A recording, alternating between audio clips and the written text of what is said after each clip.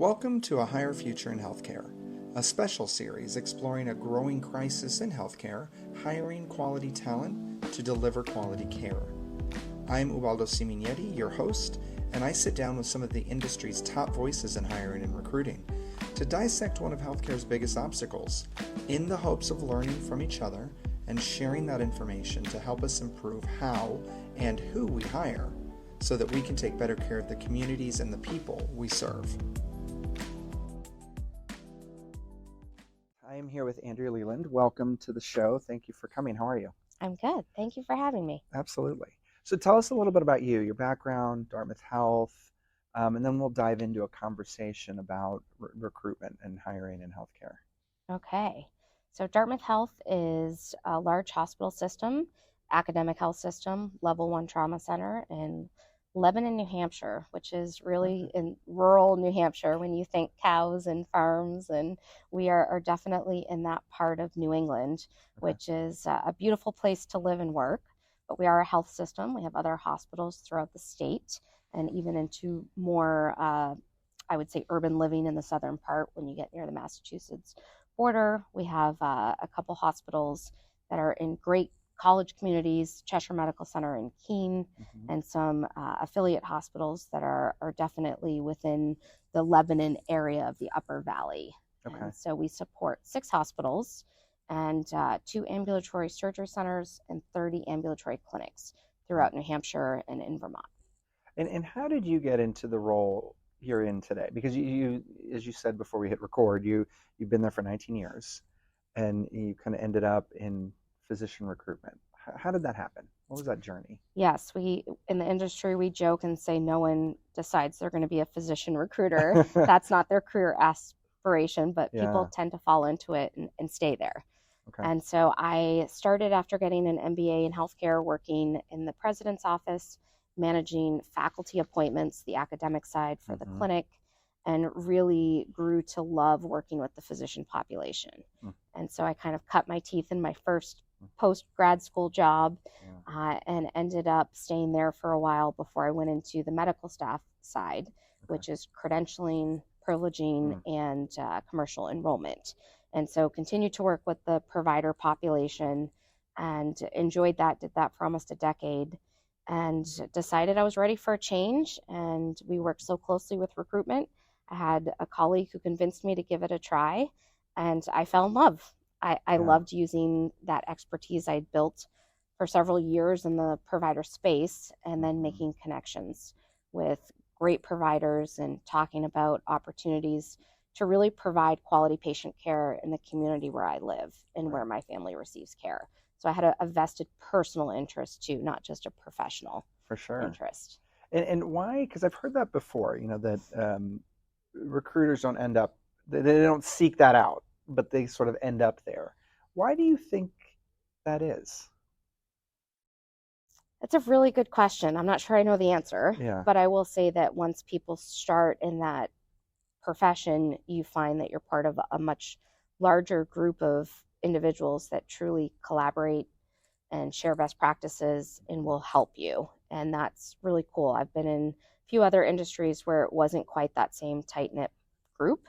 There's a lot of shared resources. You think we'd all be competing with each other, which we are to a degree, but there's just so much knowledge being shared and support and understanding of the challenges, the frustrations you have.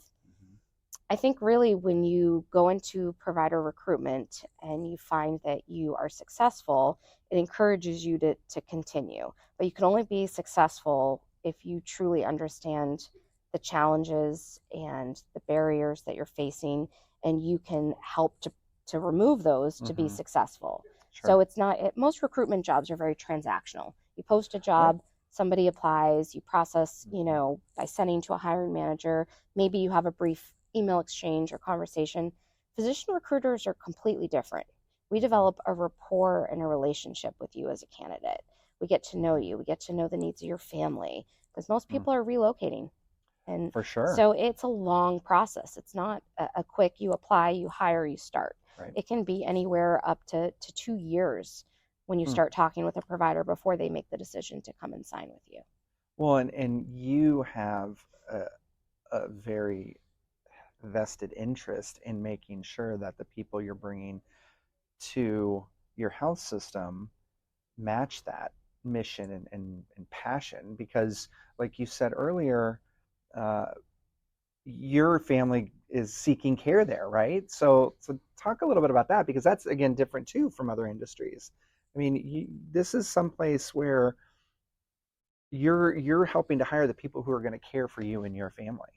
That's right. It is certainly having that personal vested interest makes it a lot more authentic what you do, the conversations you have, and on both sides too, because as somebody who receives healthcare, I'm able to tell them my experience not only as an employee of that healthcare system, but as a patient. Yep. And so I shared earlier, but I have a child with special needs, and it's really nice to be part of a system that I can easily navigate, that his primary care providers know all his specialty providers on a first name basis.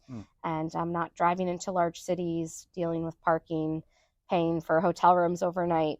I can get that in a small rural area of New Hampshire. Pick my son up 3 miles away from the medical center, bring him in. So I appreciate that from a perspective of being a patient. But I also want to make sure the people we're bringing on board are going to be the best of the best to provide that care that my family and other families in our community needs. Yeah. What does your team do to ensure that everybody who's evaluating these physicians is on the same page in terms of exactly what you're looking for? Like, what are those criteria that are required to be successful at Dartmouth Health? I think you hit on it earlier when you said a shared vision, mission. You really want people who care.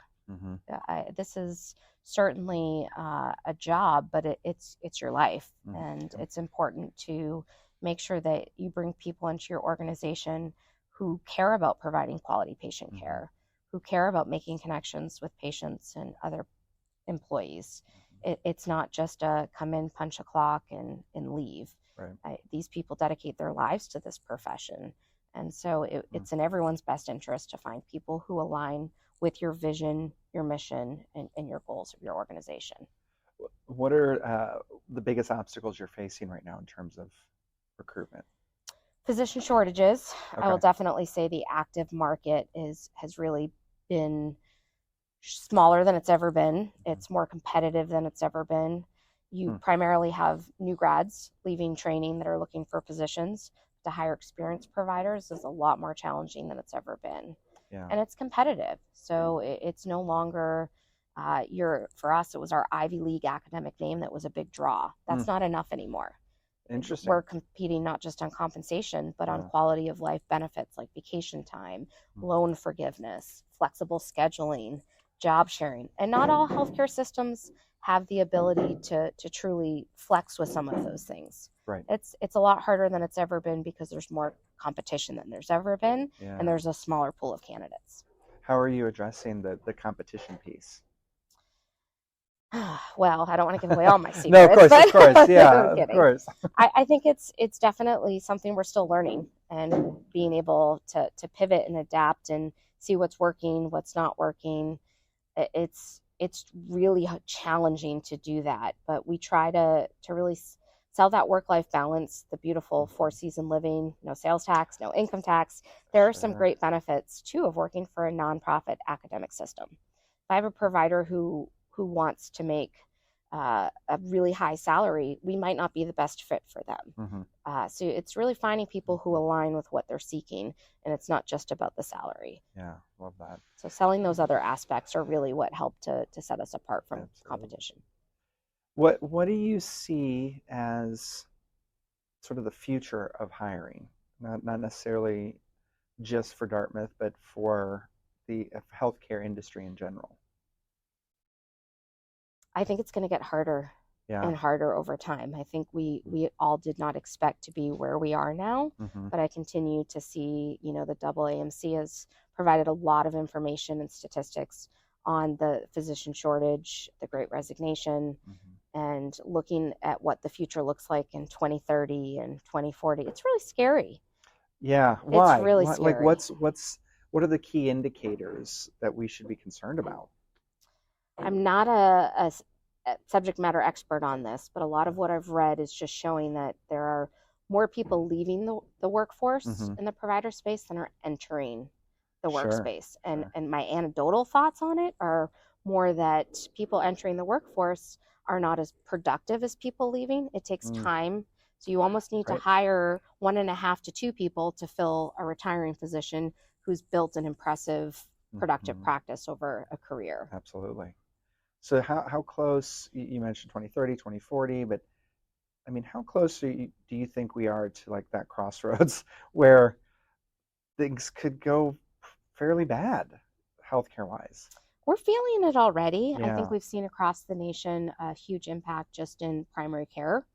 And trying to establish care with your primary care doctor. Panels are full. There are no open panels. There's long wait lists. Access is a huge issue, more I think in that space than in specialty care.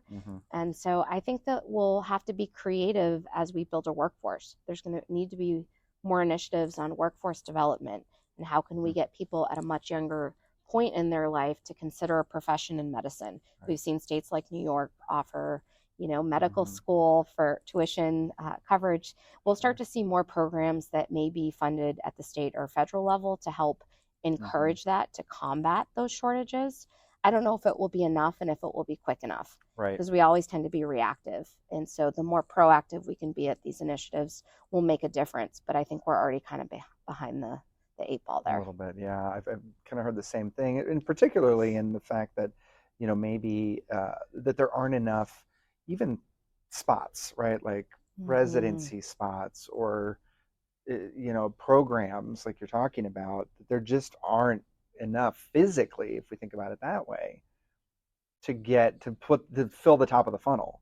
There's less people desiring to go into academic medicine. So as an academic health system, we have to have providers to train medical students, residents, and fellows. So if you don't have faculty, clinical faculty, that are able to teach and willing to join your workforce to do that role, then the spots are going to continue to be limited. Yeah, absolutely. Man, seems a little scary, but what does an organization like AAPPR provide that can sort of give us a little bit of light on an innovation, right? Or what technology, what kind of things are there through an organization like this, or kind of in general, that if we start adopting now, maybe we can speed things up a little bit? AAPPR is fantastic at providing benchmarking data. They do an annual report, and that's the type of information that helps your leadership to make decisions on resources you need, on change you need to happen. And so they provide you the tools to kind of help your cause at a local level. And I think also just a incredible high number of people in your profession who share their creative solutions. Again, we talked about that. There's just such camaraderie and collaboration that we're constantly learning from each other. And that's unheard of, I think, for people to be so forthcoming with those best practices and so supportive.